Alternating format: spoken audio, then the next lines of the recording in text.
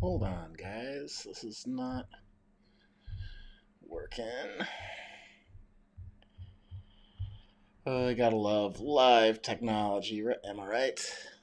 There we go. Cool.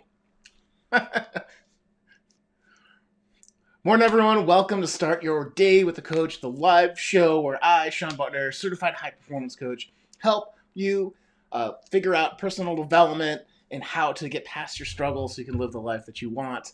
I'm really excited to be here today, and we're going to be talking about how you are a change maker. Because if you've ever felt stuck in a situation you didn't want, that you had a terrible boss that was mean to you at a job that didn't pay well, barely paid the bills, and you just felt stuck. Or maybe you had, I don't know, a global pandemic impact your business because of things out of your control and not because of mismanagement or bad decisions, or, it's just bad luck. And it can feel really frustrating and overwhelming and infuriating, and you can feel helpless. And especially when you have a strong vision for the life that you want to lead. A job that is fulfilling and takes care of the family and finances, a great family life with deep relationships with family and friends, and other people in your community. When you feel that joyful, sense of control of your life, and you feel like you're free to do what you like, right?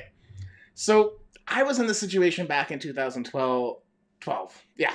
I knew that I wanted to feel better about my life. I wanted to work on things that I felt mattered personally to me. And don't get me wrong, the place where I was working, I loved my coworkers. I had a great manager. It just kind of felt stuck, up to that point. I felt like I was doing what I was supposed to do in society, go to college, get a job, pay off your student debt, all that kind of stuff.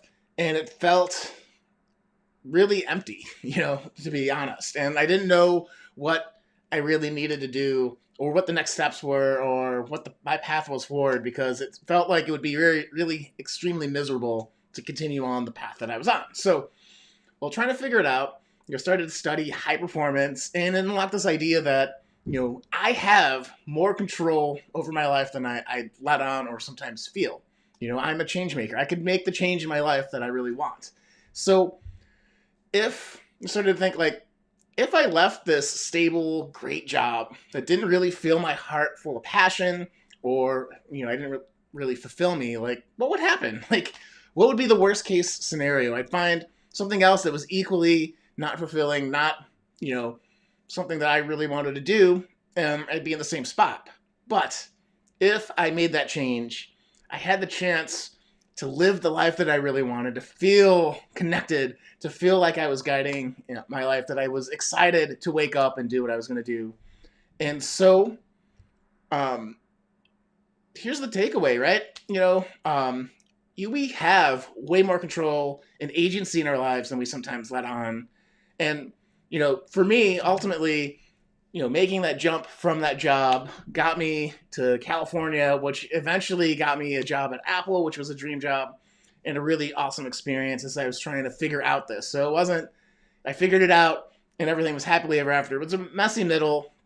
And I actually had always wanted to work at Apple. So that there's a lot of good things that came from making that shift, making that change, deciding that I was going to be proactive in my life and guiding it. So the question I have for you is, where in your life do you feel like you don't have control or agency over?